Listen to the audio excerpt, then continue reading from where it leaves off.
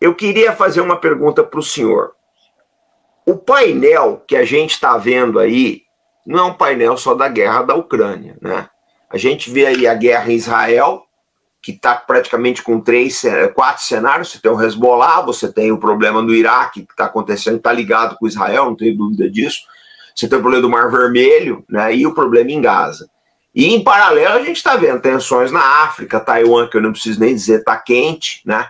Eu queria saber o seguinte, como é que o senhor está vendo o mundo geral, né? Essa quebra de ordem, essa mudança de ordem mundial? Como é que o senhor, porque eu sei que o senhor é um observador atento, eu respeito, admiro muito o seu trabalho, como é que o senhor está enxergando tudo isso? Essa mudança de ordem?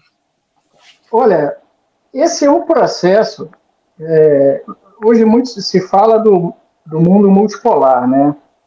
Virou um chavão. Mas, se a gente olhar, e eu estive fazendo um estudo recente, até nesse trabalho que publicou hoje no Arte da Guerra também trata um pouco disso, em 1997, Rússia e China fizeram uma declaração conjunta cujo título era Pela criação de um mundo multipolar e uma mudança na ordem global. Então, quando você vê o que acontece hoje, muita gente diz, não, a China está se aproximando da Rússia por causa da guerra da Ucrânia, a Ucrânia está aproximando da China por causa de Taiwan. Não é assim. Não é assim. Esse processo, a partir do momento que caiu a União Soviética, é muito importante, né? O Sergei Lavrov, ele é um personagem muito importante em todo esse processo. Essa declaração conjunta foi assinada por ele. Ele era o representante, na época ele não era ministro das Relações Exteriores, ele era o representante da ONU lá no Conselho de Segurança. Ele era embaixador, representante da Rússia no Conselho de Segurança. E o embaixador chinês também era uma personalidade bastante importante à época.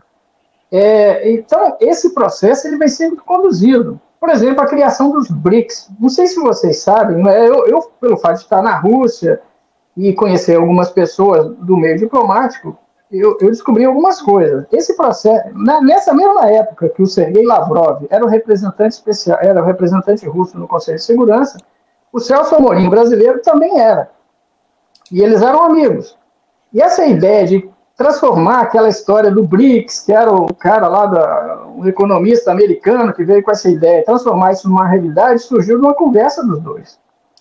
E os chineses, rapidamente, em função desse interesse que os chineses, como o senhor falou muito bem aí, né?